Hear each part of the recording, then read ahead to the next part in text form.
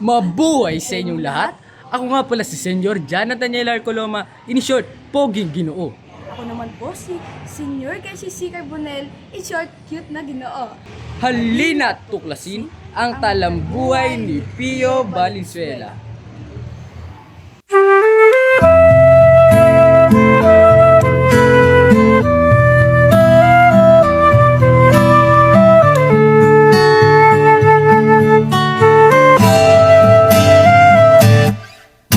Tungalay kong arana para sa dalagang walang kasing ganda.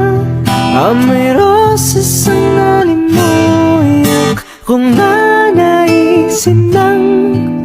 Tadhanang mapalin lang, di hahayaan mawala pa tong liham ng maasang mata mong makabasa. Handang gawin lahat, maging pamilya'y ikaw na yan lang nakadamay ng wagas na pagkamahal. Hiling ka lang naman na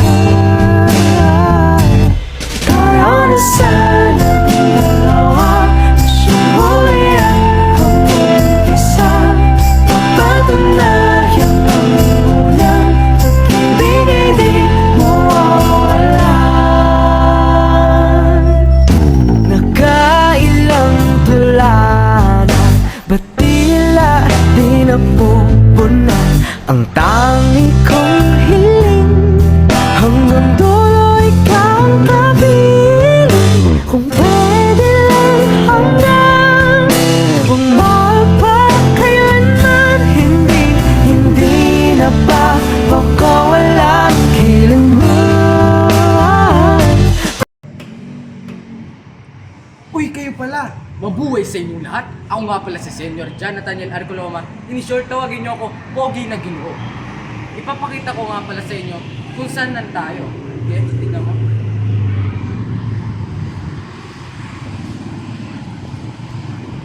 Sa bahay nga pala tayo ni Pio Valenzuela, isa sa bayani ng Pulo, Bulacan.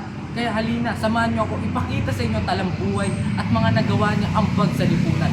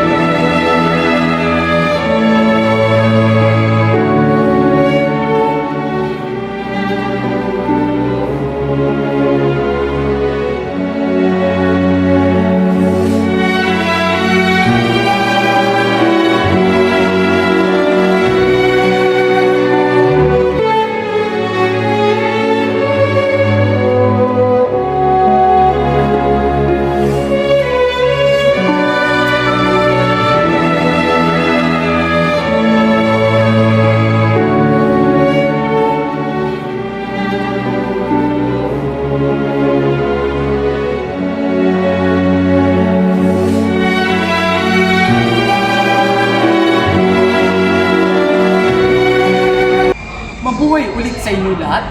Ako nga pala si Senyor Jonathan L. Coloma. In short, Ginoong Pogi. Magbibigay lang ako sa inyo ng kaunting kaalaman.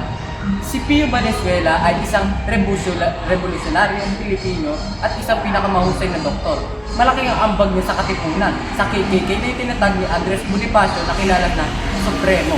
At pinanganak siya ng July 11, 1896 dito sa Polo, Bulacan. Kaya kung gusto niyo makita ang gano'n, Ating tamis ng pagsasama na sana hanap-hanap sa dalawa.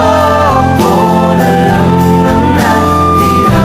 Sana'y magpintang mong kailan na maririnig ang tahaking mag-isa. may gandang pag-isip ang bunga at ang ating ngipin. Sobrang sariwa. Ang sarap makita ang istorya ng Pilipinas. Kung meron lang akong kapangyarihang bumalik at pumunta sa kasalukuyan, sasabihin ko sa bawat Pilipino, bawat kabataan, na huwag nating sayangin ang ating kalikasan dahil maraming nagbuwis ng buhay. At meron ditong creator, that's ang Diyos natin. Nagbigay ito sa atin para lang kami at magkaroon ng buhay. Kung magkakaroon lang ako ng kapangyarihan na bumalik sa kasalukuyan, sasabihin ko sa bawat mamayang Pilipino, sa bawat kabataan, na tayo ay may pag-asa. May pag-asa tayo habang nabubuhay. Kaya dapat natin nakaran. Hoy, por